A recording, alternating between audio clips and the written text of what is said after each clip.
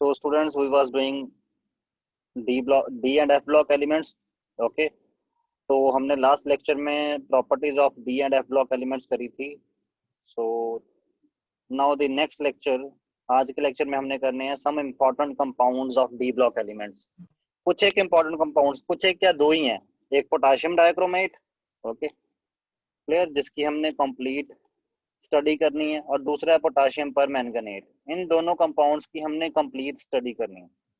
Okay उसके बाद आपका D and F block elements में से डी ब्लॉक खत्म है. ओके चलो. So first of all, potassium dichromate formula क्या होता है? K2Cr2O7. ओके ये जो Cr2O7 2 नेगेटिव, ये वाला जो एनायन है, इसको डाइक्रोमेट एनायन बोला जाता है. This is dichromate anion. Okay potassium dichromate is very important chemical used in leather industry and as an oxidant for preparation of many azo compounds.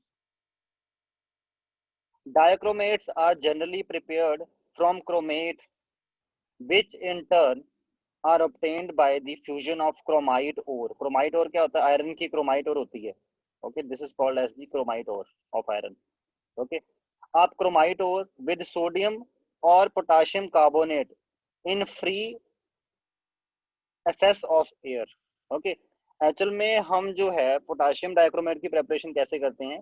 Potassium dichromate की starting में ये 3 steps हैं potassium dichromate preparation के. Step 1 में आप क्या करोगे? Chromate और लेके आयरन की, उसको पोटाशियम या सोडियम कार्बोनेट के साथ रिएक्ट करके in the presence of air, क्योंकि ऑक्सीजन भी लगेगी, आप सबसे पहले बनाओगे क्रोमेट. सोडियम क्रोमेट बन जाएगा आपके पास. ओके और ये जो सोडियम क्रोमेट है, उसके बाद इसको कन्वर्ट करोगे सोडियम डाइक्रोमेट में. उसके बाद ये जो सोडियम डाइक्रोमेट बन जाएगा, इसको KCl से रिएक्ट करवा के आप इसको बनाओगे पोटाशियम डाइक्रोमेट. Okay clear. जैसे स्टेप 1 में आपने देखा ये रिएक्शन है, ये जो आपके पास बनेगा sodium chromate, the yellow solution of sodium chromate, ये जो है ये येलो कलर का सॉल्यूशन बनाएगा, is filtered and acidified with sulphuric acid. जब आपने एक बार क्रोमाइड ओर से ये क्रोमेट बना लिया, उसके बाद ये जो येलो कलर का सॉल्यूशन बनेगा, इसको फिल्टर करना है आपने इसका. ओके उसमें से इंप्योरिटीज अलग हो जाएंगे, जैसे आयरन ऑक्साइड वगैरह ये अलग हो जाएंगे. Okay is filter and then acidified with sulphuric acid. उसके बाद आपने उसको फिल्टर करके सल्फ्यूरिक एसिड डाल देना उसमें to give a solution from which orange sodium dichromate will be crystallised. ठीक, जैसे ही आप ये जो सॉल्यूशन बनेगा आपका येलो कलर का सॉल्यूशन है, उसमें H2SO4 डालोगे, then you will get orange colour sodium dichromate. But sodium dichromate is soluble in water, तो ये पानी में ही घुला रहेगा. आपका सॉल्यूशन जो है वो येलो टू ऑरेंज कलर में चेंज हो जाएगा. ओके बट आपका अल्टीमेटली गोल पोटाशियम डाइक्रोमेट बनाना क्यों है? क्योंकि पोटाशियम डाइक्रोमेट थोड़ा सा कम सॉल्युबल होता है वाटर में as comparison to sodium dichromate. Okay इसलिए आपको सोडियम के बजाय पोटाशियम डाइक्रोमेट बनाना होता है, क्योंकि आपको प्रेसिपिटेट आउट करवाना है. ओके तो sodium dicarbonate is more soluble than the potassium dichromate. Okay तो इसलिए पोटाशियम डाइक्रोमेट हम कैसे बनाते हैं? हम सोडियम कार्बोनेट वाले सॉल्यूशन, सोडियम क्रोमेट वाले सॉल्यूशन में पोटाशियम क्लोराइड डाल देते हैं. इससे क्या होगा? जब आपका सोडियम डाइक्रोमेट होगा, उसका सोडियम पोटाशियम से रिप्लेस हो जाएगा, और आपका अल्टीमेटली बन जाएगा पोटाशियम डाइक्रोमेट, जो कि इनसॉल्युबल होगा या लेस सॉल्युबल होगा ऐसे बोलो, और ये प्रेसिपिटेट आउट हो जाएगा, और ये ऑरेंज कलर का ही होता है. एक्चुअल में ये जो ऑरेंज कलर है वो क्रोमेट आयन का कलर है. काउंटर आयन का कोई इफेक्ट नहीं होता कलर का, चाहे वो सोडियम हो चाहे पोटाशियम हो. तभी तो सोडियम क्रोमेट भी ऑरेंज कलर का होता है, पोटाशियम क्रोमेट भी, डाइक्रोमेट भी ऑरेंज कलर का होता है, नॉट क्रोमेट. सोडियम डाइक्रोमेट और potassium dichromate is of orange colour because जो क्रोमेट आयन है ये वाला, इसका कलर ऑरेंज होता है. Okay prepared by treating the solution of sodium dichromate with potassium chloride. तो ये आपका अल्टीमेटली बन गया पोटाशियम डाइकार्बोनेट, और sorry dichromate. Okay orange crystal of potassium dichromate crystallizes out. The chromates and the dichromates are interconvertible in aqueous solution depending upon the pH of the solution. जैसे हमने सुना है कि क्रोमेट से सबसे पहले हम बनाते हैं सोडियम क्रोमेट, उससे आपका बनता है सोडियम डाइक्रोमेट. Okay clear. कितना क्रोमेट डाइक्रोमेट में कन्वर्ट होगा वो डिपेंड करता है पीएच ऑफ द सॉल्यूशन के ऊपर। Okay clear. अगर आपका पीएच जो है वो लो है, जिसमें H पॉजिटिव आयन की कंसंट्रेशन बहुत ज्यादा होगी, तो आपने अभी देखा इसमें स्टेप 2 में क्या होता है, आपका जो सोडियम क्रोमेट है वो कन्वर्ट हो जाता है पोटाशियम डाइक्रोमेट में, सॉरी सोडियम डाइक्रोमेट में, जब आपके पास H पॉजिटिव आयन हो। बट अगर आपका पीएच कम हो या पीएच बेसिक हो, तो क्या होता है, तो रिवर्स रिएक्शन भी हो जाती है। आपका जो सोडियम डाइक्रोमेट है वो कन्वर्ट हो जाएगा सोडियम क्रोमेट में, जैसे यहाँ पे दिखाया हुआ है कि अगर आपके पास क्रोमेट आयन है, वो H पॉजिटिव आयन की प्रेजेंस में डाइक्रोमेट आयन में कन्वर्ट हो जाता है और water as a by product निकलता है। बट अगर आपका बेसिक मीडियम में आप डाइक्रोमेट आयन लोगे, तो डाइक्रोमेट आयन बेसिक मीडियम में जो है वो क्रोमेट आयन में कन्वर्ट हो जाता है और water as a by product निकलता है। ओके, तो ये थी आपके पास प्रेपरेशन ऑफ पोटाशियम डाइक्रोमेट कैसे करते हैं। ओके, नेक्स्ट आपके पास है स्ट्रक्चर। स्ट्रक्चर में हमने दो तरह के अभी आयन पढ़े हैं, एक पढ़ा हमने क्रोमेट आयन जो कि येलो कलर का था, दूसरा पढ़ा डाइक्रोमेट आयन जो ऑरेंज कलर का होता है। डाइक्रोमेट आयन का स्ट्रक्चर ये है आपके पास, और क्रोमेट आयन का स्ट्रक्चर ये होता है आपके पास। ओके, दोनों में जो सेंट्रल एटम है उसके अराउंड जो चार ऑक्सीजन है, दे आर अरेंज्ड टेट्राहेड्रली, ये टेट्राहेड्रल अरेंजमेंट है। इसमें दो सेंट्रल एटम है डाइक्रोमेट में, तो इसकी अगर मैं बात करूं इसके अराउंड भी टेट्राहेड्रल ज्योमेट्री है, अगर इस क्रोमियम की बात करूं इसके अराउंड भी टेट्राहेड्रल ज्योमेट्री है, लाइक दिस। Okay clear. और आपको बाकी तो आप जानते ही हो स्ट्रक्चर्स का, तो वो देख लेना इसको। The structure of chromate ion and dichromate ion are shown below, like this. The chromate ion is tetrahedral, whereas dichromate ion consists of two tetrahedra sharing one corner with chromium oxygen chromium bond angle 126। ये oxygen common है ना। Okay, और इसमें ये जो bond angle है वो 126 degree का है। क्लियर। उसके बाद नेक्स्ट आपके पास आती है प्रॉपर्टीज ऑफ डाइक्रोमेट। ये जो डाइक्रोमेट्स होते हैं, चाहे वो सोडियम डाइक्रोमेट हो चाहे पोटाशियम डाइक्रोमेट है, इनकी प्रॉपर्टीज क्या है। आपको वैसे पता ही है कि जो सोडियम और पोटाशियम डाइक्रोमेट है ये ऑक्सीडाइजिंग एजेंट होते हैं। ठीक है, एक्चुअल में इनमें जो डाइक्रोमेट आयन है वो ऑक्सीडाइजिंग एजेंट का काम करता है, क्योंकि उसमें जो जैसे डाइक्रोमेट आयन का फॉर्मूला क्या है, Cr2O7 2 नेगेटिव, इसमें क्रोमियम की ऑक्सीडेशन स्टेट +6 बन रही है, तो क्रोमियम अपनी हाईएस्ट ऑक्सीडेशन स्टेट में है जिसमें वो रह सकता है। तो ऑब्वियस है +6 से अगर अपने आप को +3 में भी कन्वर्ट कर ले तो 3 इलेक्ट्रॉन गेन कर लेगा, और जिससे ये 3 इलेक्ट्रॉन निकालेगा उसको ये ऑक्सीडाइज ही कर देगा। तो इसलिए जो आपका डाइक्रोमेट आयन है वो एक स्ट्रॉन्ग ऑक्सीडाइजिंग एजेंट होता है, चाहे वो पोटाशियम की फॉर्म में हो चाहे वो सोडियम डाइक्रोमेट की फॉर्म में हो। Sodium and potassium dichromates are strong oxidising agent. The sodium salt has greater solubility in water and is extensively used as an oxidizing agent in organic chemistry. Potassium dichromate is used as a primary standard in the volumetric analysis. Potassium dichromate को primary standard की तरह use करते हैं volumetric analysis में। अब ये primary standard क्या होता है, आपको वाइवा में ये क्वेश्चन पूछा जा सकता है कि what is the meaning of primary standard. हमारे पास दो तरह के स्टैंडर्ड होते हैं, एक होता है प्राइमरी स्टैंडर्ड, ओके, दूसरा होता है secondary standard. Okay clear. Primary standard वो सब्सटेंसेस होते हैं जिनका सॉल्यूशन हम डायरेक्ट वे करके, जैसे मान लो आपको पता लग गया 1 मोलर सॉल्यूशन बनाना है आपने पोटाशियम डाइक्रोमेट का।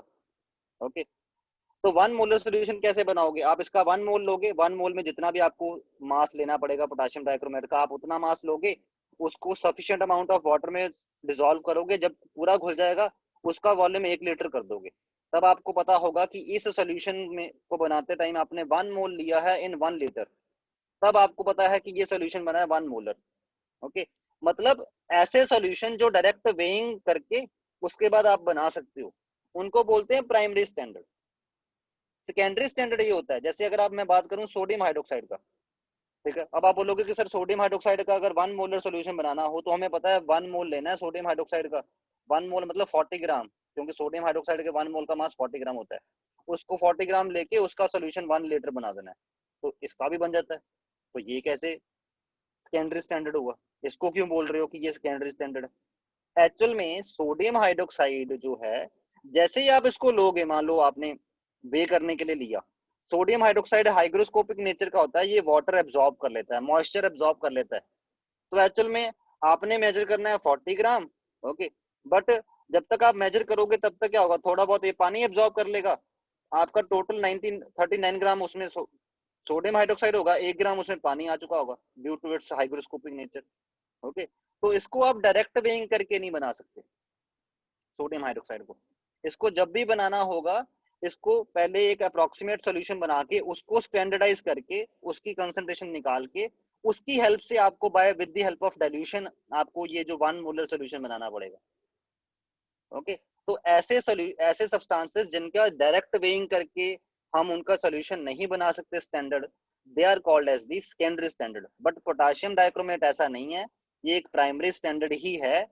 ओके, इसका डायरेक्ट वेइंग करके आप जो नॉन कंसंट्रेशन वाला सोल्यूशन है बाय कैलकुलेशन करके जो भी अब बनेगा, जैसे 1 मोलर के लिए क्या चाहिए, 1 मोल चाहिए इन 1 लीटर, वो करके आप उसका डायरेक्ट सोल्यूशन बनाओगे, वो एग्जैक्ट मोलैरिटी वाला ही बनेगा। Okay, clear. तो वापस आते हैं, अब प्रैक्टिकल से बाहर आके दोबारा इस टॉपिक पे आता हूं मैं। In acidic solution its oxidising action can be represented as follows. Acidic solution में जो पोटेशियम डाइक्रोमेट है उसका क्रोमियम अपने +6 से +3 स्टेट में चला जाता है। Okay, bye gaining 6 electron each dichromate ion. ठीक है, तो एक डाइक्रोमेट आयन 6 इलेक्ट्रॉन लेने की कैपेबिलिटी रखता है, तो खुद सोचो ये कितना स्ट्रॉन्ग ऑक्सीडाइजिंग एजेंट है। ओके, बट इसको यूज हमेशा हम कैसे करते हैं, एसिडिक मीडियम में। एसिडिक मीडियम में ये 6 इलेक्ट्रॉन गेन कर लेता है। Okay, clear. तो इट मींस ये रहा इसका खुद का रिडक्शन हाफ रिएक्शन, क्योंकि इसकी खुद की तो रिडक्शन होगी, जिससे इलेक्ट्रॉन लेगा उसकी ऑक्सीडेशन होगी। ठीक है, तो ये इसका रिडक्शन हाफ रिएक्शन ये होता है कि डाइक्रोमेट आयन 6 इलेक्ट्रॉन लेके अपने आप को क्रोमियम +3 आयन में कन्वर्ट कर लेता है। ओके, तो इट मींस अगर जैसे मान लो आपको आयोडाइड आयन को ऑक्सीडाइज करना हो, तो 6 आयोडाइड आयन जो हैं वो 6 इलेक्ट्रॉन लूज करके 3 आयोडीन मॉलिक्यूल में कन्वर्ट होंगे ना। ओके, तो ऑब्वियस है ये जो 6 इलेक्ट्रॉन छोड़ेगा ये डाइक्रोमेट आयन पकड़ लेगा। इट मींस अगर आप आयोडाइड आयन को ऑक्सीडाइज करना चाहते हो तो आप डाइक्रोमेट आयन का यूज कर सकते हो। एक डाइक्रोमेट आयन जो है वो 6 इलेक्ट्रॉन पकड़ लेगा, जो 6 आयोडाइड आयन छोड़ेंगे तो आपके ओवरऑल 6 आयोडाइड आयन जो हैं वो 3 आयोडीन मॉलिक्यूल में कन्वर्ट हो सकते हैं with the help of 1 dichromate ion. Okay, यहाँ पे मैंने वैसे जितने भी आपने सब्सटेंस ऑक्सीडाइज करने हैं उनकी ऑक्सीडेशन हाफ रिएक्शन दिखाए हुए हैं कि जब वो ऑक्सीडेशन करवाएंगे तो वो कैसे इलेक्ट्रॉन छोड़ेंगे। तो मैंने बस ये देखा कि 6 इलेक्ट्रॉन जो हैं, 6 इलेक्ट्रॉन लूज करवाने के लिए कितने सब्सटेंस ऑक्सीडाइज हो सकता है, 6 इलेक्ट्रॉन लूज करवा के, तो उतने सब्सटेंस को 1 डाइक्रोमेट जो है 1 मॉलिक्यूल ऑफ डाइक्रोमेट आयन जो है वो उसको कन्वर्ट कर सकता है, ऑक्सीडाइज कर सकता है। ठीक है, जब आपने फुल रिएक्शन लिखना है, जैसे मान लो आपको कोई बोल दे आयोडाइड आयन की ऑक्सीडेशन का रिएक्शन लिखो with the help of dichromate ion complete, तो आपने क्या करना है, ये वाला रिडक्शन हाफ रिएक्शन और इसका ऑक्सीडेशन हाफ रिएक्शन, इन दोनों को ऐड कर देना, ओवरऑल रिडॉक्स रिएक्शन लिखा जाएगा, जिसमें जो 6 इलेक्ट्रॉन प्रोडक्ट की तरह है, इसमें 6 इलेक्ट्रॉन रिएक्टेंट की तरह है, ये कट जाएंगे, बाकी सारा एज सच लिखना पड़ेगा जैसे ये लिखा हुआ है। This is the oxidation reaction of iodide ion with the help of dichromate ion, okay, in the presence of acidic medium। अगर आपने टिन की ऑक्सीडेशन की लिखनी है रिएक्शन जिसमें टिन को +2 से +4 में कन्वर्ट किया जाएगा, ठीक है, तो ये रही रिडक्शन हाफ रिएक्शन, ये रही ऑक्सीडेशन हाफ रिएक्शन। दोनों में नंबर ऑफ इलेक्ट्रॉन सेम रखने हैं बस आपने, कि जितने लूज हों उतने ही गेन हो, इनको सेम करके आपने दोनों रिएक्शंस को ऐड कर देना है, ये ओवरऑल रिएक्शन हो गई जिसमें there is oxidation of tin is happening with the help of dichromate ion. Dichromate ion खुद को क्रोमियम +3 आयन में कन्वर्ट कर रहा है, तो सिंपल एडिशन करके आप, ठीक है, किसकी ऑक्सीडेशन करवानी है वो लिखो, प्लस इसका रिडक्शन हाफ रिएक्शन तो आपको पता ही है, दोनों में नंबर ऑफ इलेक्ट्रॉन्स बैलेंस करके दोनों की reduction half oxidation half reaction लिख के, okay, number of electron balance कर लेने हैं। ठीक, उसके बाद दोनों इक्वेशंस को ऐड कर देना है, वो आपकी ओवरऑल इक्वेशन बन जाएगी रिडॉक्स रिएक्शन की। ओके, सो ऐसे डाइक्रोमेट आयन जो है वो ऑक्सीडाइज करता है और खुद ऑक्सीडाइज होकर ये क्रोमियम +3 आयन में कन्वर्ट होता है। ओके, तो पर डाइक्रोमेट आयन जो है वो 6 इलेक्ट्रॉन गेन करने की कैपेबिलिटी रखता है, और इसी कैपेबिलिटी के कारण ये खुद को रिड्यूस करता है, दूसरे को ऑक्सीडाइज करता है, इसलिए ये एक स्ट्रॉन्ग ऑक्सीडाइजिंग एजेंट है। So this is done with the potassium dichromate. Next आपके पास कंपाउंड है that is potassium permanganate. This is also very important D block element, sorry D block compound D block element compound potassium dichromate KMnO4। इसमें manganese की oxidation state +7 होती है। Okay, तो इसमें ये भी एक बहुत अच्छा ऑक्सीडाइजिंग एजेंट है। क्लियर। पोटाशियम परमैंगनेट को बनाने के लिए मेथड्स ऑफ प्रिपरेशन 3 मेथड्स हैं। जैसे पोटाशियम डाइक्रोमेट के लिए तो हमने एक ही मेथड बताना, इसके लिए 3 मेथड हैं जो यूज कर सकते हो आप इसकी प्रिपरेशन के लिए। ओके, सबसे पहला मेथड है you can use manganese dioxide and you have to fuse this manganese dioxide with the help of metal hydroxide। ये मेटल हाइड्रोक्साइड सोडियम हाइड्रोक्साइड भी हो सकता है, पोटाशियम हाइड्रोक्साइड भी हो सकता है। उसकी फ्यूजन से आपके पास क्या बनेगा, you will get, this is called as the manganate ion. Okay, इसमें MnO4 2 नेगेटिव होता है, और जो आपका पर मैंगनेट आयन होता है वो MnO4 नेगेटिव होता है। Okay, clear. तो आपने क्या करना है उसके बाद, जब आपने MnO2 की फ्यूजन करवाई with the help of potassium hydroxide, you will gate potassium not permanganate, this is manganate, potassium manganate ion. Okay, clear. ये जो पोटाशियम मैंगनेट होगा, इसकी फर्दर आपने डिस्प्रपोर्शनेशन रिएक्शन करवा देनी है in the presence of neutral और एसिडिक सॉल्यूशन। ओके, और जब आप इसकी फर्दर डिस्प्रपोर्शनेशन रिएक्शन करवाओगे तो इसी डिस्प्रपोर्शनेशन रिएक्शन आप समझते हो, इसमें जो मैंगनीज है वो +6 स्टेट में है, उसकी ही ऑक्सीडेशन हो जानी है, तब वो बन जाएगा परमैंगनेट आयन। Okay, clear. और उसकी ही रिडक्शन हो जाएगा, और रिडक्शन से वो MnO2 दोबारा बना देगा। क्लियर। और MnO2 दोबारा स्टार्टिंग मटेरियल की तरह यूज हो जाएगा। ओके, तो this is method number 1। Method number 1 में क्या करते हो आप, मैंगनीज डाइऑक्साइड लेके उसकी रिएक्शन करवाते हो पोटाशियम हाइड्रोक्साइड के साथ in the presence of oxygen, और कोई भी ऑक्सीडाइजिंग एजेंट यूज कर सकते हो आप। पोटाशियम हाइड्रोक्साइड ऑक्सीजन ना लेके कोई और ऑक्सीडाइजिंग एजेंट ले सकते हो, like KNO3 which is also oxidising agent. तो इन दो, ये दोनों मिलके क्या करेंगे, इस MnO2 को कन्वर्ट कर देंगे पोटाशियम मैंगनेट में। मैंगनेट में जो मैंगनीज है वो +6 स्टेट में होता है। मैंगनेट का मतलब होता है MnO4 2 नेगेटिव, पर मैंगनेट का मतलब होता है MnO4 नेगेटिव। ओके, ये जो मैंगनेट बन जाएगा, इसकी फर्दर रिएक्शन करवाओगे आप किसी एसिडिक और न्यूट्रल मीडियम में, तो H पॉजिटिव आयन के साथ ये रिएक्ट करके क्या करेगा, इसकी हो जाएगी डिस्प्रपोर्शनेशन रिएक्शन मैंगनेट आयन की, और यही बन जाएगा परमैंगनेट आयन। और इसी में कुछ जो आयन है वो कन्वर्ट हो जाएंगे मैंगनीज डाइऑक्साइड में, जो स्टार्टिंग मटेरियल है, तो ये दोबारा से आप उसको फिर कन्वर्ट कर लोगे। ओके, ये था मेथड नंबर 1। क्लियर। बट ये मेथड जो है वो ज्यादातर लेबोरेटरी में लगाया जाता है, इंडस्ट्रियल स्केल पे ये मेथड नहीं लगाया जाता, क्योंकि ये बार बार MnO2 बन रहा है, इसको दोबारा से यूटिलाइज करना is very very difficult. Okay, अब तो अच्छा है कि कोई ऐसा प्रोडक्ट नहीं बन रहा जो कि वेस्टेज में जाएगा, पर एक्चुअल में हम चाहते थे कि तीनों के तीनों मैंगनेट आयन जो है वो पर मैंगनेट में कन्वर्ट हो जाते हैं, बट इसमें से 3 में से 2 कन्वर्ट हो रहे हैं, एक जो है वो MnO2 में कन्वर्ट हो रहा है। ओके, और मेथड नंबर 2 जो कमर्शियल स्केल पे यूज होता है वो कौन सा है, कमर्शियल स्केल में पहला स्टेप सेम ही है जो इसमें लिया आपने मेथड नंबर 1 में, दैट कि मैंगनीज डाइऑक्साइड को किसी भी एल्कली या किसी ऑक्सीडाइजिंग एजेंट के साथ ऑक्सीडाइज करके with the help of atmospheric air, ठीक है, इसको कन्वर्ट करना है मैंगनेट आयन में। क्लियर। बट मैंगनेट आयन से पर मैंगनेट आयन बनाने के लिए क्या करते हैं, ये इलेक्ट्रोलिटिक ऑक्सीडेशन का यूज करते हैं, जिससे आपका पूरा का पूरा मैंगनेट आयन, जितने भी मैंगनेट आयन हो वो सारे के सारे पर मैंगनेट में कन्वर्ट हो। डिस्प्रपोर्शनेशन नहीं चाहते, ये सिर्फ मैंगनेट आयन की ऑक्सीडेशन करवा के पर मैंगनेट आयन बनाना चाहते हैं। उसके लिए ये सिर्फ ऑक्सीडेशन करवाने के लिए कौन सा मेथड यूज करते हैं, इलेक्ट्रोलिटिक ऑक्सीडेशन इन दी अल्कालाइन सोल्यूशन। इनका अल्कालाइन सोल्यूशन बना के उसकी इलेक्ट्रोलिटिक ऑक्सीडेशन कर देते हैं। ओके, तो ये मेथड नंबर 2 है जो कमर्शियल लेवल पे यूज होता है। मेथड नंबर 3 जो लेबोरेटरी लेवल पे भी यूज होता है वो क्या है, आप मैंगनीज 2 सॉल्ट लो, कोई भी मैंगनीज का +2 वाला सॉल्ट, जिसमें जो मैंगनीज है वो +2 फॉर्म में अवेलेबल हो। ओके, उसको ऑक्सीडाइज करवा दो विद द हेल्प ऑफ पर ऑक्सो डाई सल्फेट, ये वाला S2O8 2 नेगेटिव, पर ऑक्सो डाई सल्फेट के साथ ऑक्सीडाइज करवा दो इसको Mn+2 को, ये कन्वर्ट हो जाएगा पर मैंगनेट आयन में, जिसमें Mn+7 होता है, क्योंकि आपने इसकी ऑक्सीडेशन करवा दी है ना, MnO4 नेगेटिव बन जाएगा, और these will be your by products for it. उसके बाद ये जो मैंगनेट आयन है ये किस कलर का होता है, ये पर्पल कलर का होता है, डार्क पर्पल। मतलब लगता है अप्रोक्सीमेटली देखने में ब्लैक ही है, बट जब इसको डिसॉल्व करते हो तो इसका सोल्यूशन डार्क पर्पल कलर का बनता है। ओके, एक्चुअल में ये खुद भी डार्क पर्पल का ही कलर का होता है, but almost black he appear होता है हमें। ठीक।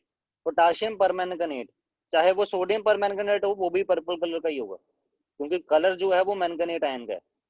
Potassium permanganate forms dark purple almost black crystals which are isostructural with those of potassium chlorate, KClO4। इसके साथ ये आइसोस्ट्रक्चरल है। जैसे मतलब आपको पता है क्लोरेट आयन ClO4 नेगेटिव, इसका स्ट्रक्चर कैसा होता है? इसका स्ट्रक्चर होता है ClO negative double bond O double bond O double bond O, ये होता है क्लोरेट आयन का स्ट्रक्चर। ओके, और आपके पास जो परमैंगनेट आयन है उसका स्ट्रक्चर भी यही है, ये देखो, same tetrahedral structure. Got it? This salt is not very soluble in water. जो आपका पोटाशियम परमैंगनेट होता है, that is not very soluble in water. Okay, when heated it decomposes at 513 kelvin. और ये इतना स्टेबल भी नहीं होता 513 केल्विन पे। पोटाशियम परमैंगनेट जो है वो दोबारा से पोटाशियम मैंगनेट में कन्वर्ट हो जाता है, मतलब डिस्प्रोपोर्शनेशन रिएक्शन ही हो जाती है, जिसमें यही रिड्यूस हो रहा है और यही ऑक्सीडाइज हो, नहीं, डिस्प्रोपोर्शनेशन रिएक्शन नहीं है, ये रिडक्शन ही है। +7 से +6 और +4 में कन्वर्ट हो गया, कोई रिडक्शन ही है, मतलब इसको डिकम्पोजिशन रिएक्शन बोलोगे। ओके, तो ये आपके पास कुछ एक इसकी प्रॉपर्टीज हैं। आगे स्ट्रक्चर, स्ट्रक्चर में आपके पास ये रहा। अगर मैंगनेट आयन की बात करें, जो MnO4 2 नेगेटिव होता है, MnO4 2 नेगेटिव, उसका स्ट्रक्चर ये होता है। ओके, जिसमें मैंगनीज के साथ 2 ऑक्सीजन डबल बॉन्ड के थ्रू, 2 O नेगेटिव आयन जो है वो सिंगल बॉन्ड के थ्रू। और जो आपके पास पर मैंगनेट होता है उसमें क्या होता है, MnO4 नेगेटिव। ओके, इसके केस में क्या होता है, इसके केस में आपके पास मैंगनीज के साथ 2 ऑक्सीजन, 3 ऑक्सीजन डबल बॉन्ड के थ्रू, ऑक्साइड आयन जो होता है O नेगेटिव वाला, वो सिंगल बॉन्ड के थ्रू जुड़ा होता है। और इसके अराउंड ज्योमेट्री कौन सी होती है? Tetrahedral. Okay, properties of permanganate ion. The full reaction can be written by adding the half reaction of the KMnO4 to the half reaction of the reducing agent. Okay, जैसे हमने उसका पढ़ा था ना पोटाशियम डाइक्रोमेट का, जो dichromate ion है उसकी रिडक्शन रिएक्शन क्या होती है? उसकी तो रिडक्शन रिएक्शन एक ही थी, ये वाली। डाइक्रोमेट आयन जो है ये वाली रिडक्शन रिएक्शन शो करता था कि वो खुद रिड्यूस होकर क्रोमियम +3 आयन में कैसे कन्वर्ट होता है, पर डाइक्रोमेट आयन वो 6 इलेक्ट्रॉन गेन करता था। बट मैंगनेट जो है, मैंगनेट की खासियत क्या है पर मैंगनेट आयन की? पर मैंगनेट आयन की खासियत ये है कि इसने खुद को रिड्यूस करवा के क्या बनाना है वो डिपेंड करता है पीएच ऑफ द सॉल्यूशन के ऊपर। ओके, जैसे अगर आप न्यूट्रल कंडीशन में यूज कर रहे हो, ओके, न्यूट्रल कंडीशन में अगर MnO4 नेगेटिव को यूज कर रहे हो एज ऑक्सीडाइजिंग एजेंट, तो पर मॉलिक्यूल ये पर आयन ये एक ही इलेक्ट्रॉन यूज गेन करता है और खुद को कन्वर्ट करता है किसमें? मैंगनेट आयन में। ओके, बट अगर आपने स्लाइटली एसिडिक मीडियम रखा हुआ है जिसमें थोड़े बहुत H पॉजिटिव आयन प्रेजेंट है, उसकी प्रेजेंस में ये पर आयन 3 इलेक्ट्रॉन गेन कर लेता है और अपने आप को MnO2 में कन्वर्ट कर लेता है। ठीक है, बट अगर आपने एक्सेस ऑफ एसिडिक रखा हुआ है सोल्यूशन का पीएच, उसकी उसमें क्या होता है, जो आपका पर मैंगनेट आयन है वो जो है पर आयन जो है वो 5 इलेक्ट्रॉन गेन करके खुद को Mn+2 में कन्वर्ट कर लेता है। इसमें जो है वो +7 से +2 स्टेट में जा रहा है। तो मतलब एसिडिक कंडीशन में ये बहुत स्ट्रॉन्ग ऑक्सीडाइजिंग एजेंट की तरह काम करता है, क्योंकि पर आयन 5 इलेक्ट्रॉन गेन कर लेगा।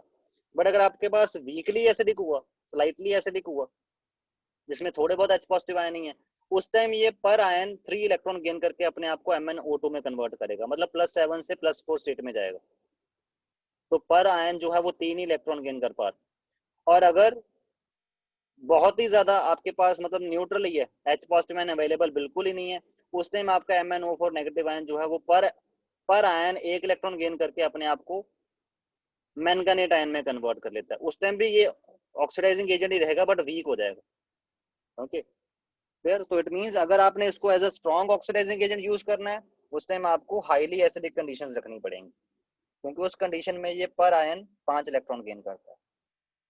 ओके, तो ये रिडक्शन रिएक्शन लिखी है हमने इसकी पर मैंगनेट आयन की 3 हो सकती हैं, इन तीनों में से कौन सी होनी है वो डिपेंड करता है आपने कंडीशंस कौन सी रखी हैं। Clear?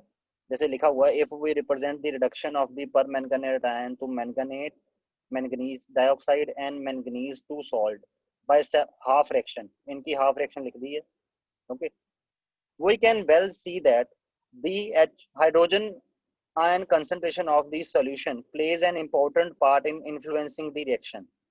Although many reaction can be understood by the consideration of redox potential, kinetic of the reaction is also an important factor. मतलब वो आप रिएक्शन क्या होनी है वो इसके ऊपर भी डिपेंड कर सकता है, ई नॉट के ऊपर, बट मेजरली पीएच पे ही डिपेंड कर रहा होता है। ओके, अब जैसे कुछ एक की ऑक्सीडेशन, जैसे कुछ एक की ऑक्सीडेशन रिएक्शन लिख लेते हैं जिनको ये ऑक्सीडाइज कर सकता है पर मैंगनेट आयन। जैसे ये आपका हो गया ये वाला क्या है, ऑक्सलेट आयन की ऑक्सीडेशन होके कार्बन डाइऑक्साइड में कन्वर्ट हो सकता है। Fe+2 आयन की ऑक्सीडेशन होके Fe+3 में कन्वर्ट हो सकता है। NO2 नाइट्राइट आयन ऑक्सीडाइज होके खुद को नाइट्रेट आयन में कन्वर्ट कर सकता है। आयोडाइड आयन ऑक्सीडाइज करके खुद को आयोडीन में कन्वर्ट कर सकता है, I2 में। Okay, clear? जब भी आपने देखना है कि अब रिएक्शन क्या बनेगा, आपको ये तीनों reduction reaction of permanganate ion याद होनी चाहिए, और जिसको भी आपने ऑक्सीडाइज करवाना है उसकी रिडक्शन, उसकी ऑक्सीडेशन रिएक्शन हाफ रिएक्शन जो है वो आपको पता होनी चाहिए कि क्या होगी। बस उसमें नंबर ऑफ इलेक्ट्रॉन्स को बैलेंस करके उसके बाद दोनों इक्वेशंस को ऐड कर देना है।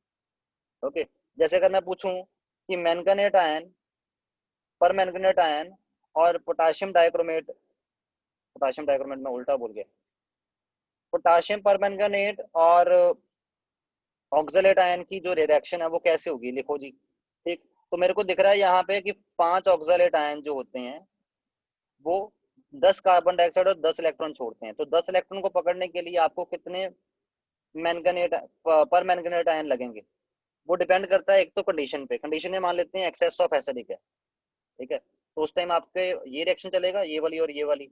तो मैंने क्या रिएक्शन ओवरऑल निकालनी है, उसमें आपको यहाँ पे भी 10 इलेक्ट्रॉन चाहिए। यहाँ पे 10 इलेक्ट्रॉन कैसे होंगे, इस पूरी इक्वेशन को पहले 2 से मल्टीप्लाई करो तो क्या बना, 2MnO4 negative plus 8H positive ion plus 10 electron plus 2Mn+2 plus 8H2O। ये बन गई एक रिएक्शन, रिडक्शन रिएक्शन, और इसकी ऑक्सीडेशन रिएक्शन तो ये लिखी हुई है। ओवरऑल रिएक्शन निकालनी है तो इन दोनों को ऐड कर दो बस, रिडक्शन रिएक्शन और ऑक्सीडेशन रिएक्शन को ऐड कर दो तो क्या बन जाएगा, 2MnO4 negative ion plus 8H positive ion plus 5 oxalate ion is going to give 10 electron product में और 10 इलेक्ट्रॉन रिएक्टर में, ये तो कट ही गए ना, is going to give 2Mn+2 ion plus 8H2O plus 10 CO2। जैसे +1 में नहीं करते थे रिडॉक्स रिएक्शन में हम, बैलेंसिंग का मेथड हमने 2 करे थे। एक था हाफ रिएक्शन मेथड जिसमें हम दोनों रिएक्शंस को हाफ करके उसके बाद नंबर ऑफ इलेक्ट्रॉन बैलेंस करके फिर दोबारा ऐड करके बैलेंस्ड रिडॉक्स रिएक्शन लिखते थे, तो वही हिसाब है इसमें भी। Okay, clear? और इनकी ओवरऑल रिएक्शन लिखने से पहले थोड़ी बहुत मैग्नेटिक प्रॉपर्टीज डिस्कस कर लेते हैं। जैसे याद रखना, जो आपका मैंगनेट आयन है वो ग्रीन कलर का होता है, और जो पर मैंगनेट आयन कलर होता है उसका पर्पल कलर होता है। पर मैंगनेट तो चलो आपको याद हो ही गया कि पर्पल होता है, बट जो मैंगनेट आयन है उसका कलर जो होता है वो ग्रीन होता है। Clear? The green magnitude, the green manganate is paramagnetic, और ये होता भी पैरामैग्नेटिक है क्योंकि इसमें एक अनपेयर्ड इलेक्ट्रॉन होता है। चाहे इसकी आप करके देख लेना इलेक्ट्रॉनिक कॉन्फ़िगरेशन, उसके अकॉर्डिंग देख लेना इसमें जो डी में कितने इलेक्ट्रॉन है। ओके, ये आपका होमवर्क हो गया एक हिसाब से। ठीक, क्योंकि इसमें मैंगनीज की कौन सी स्टेट है, +6 स्टेट है, तो एक इलेक्ट्रॉन बच जाता है 6 इलेक्ट्रॉन निकालने के बाद भी। The green manganate ion is paramagnetic with 1 unpaired electron, but the permanganate ion,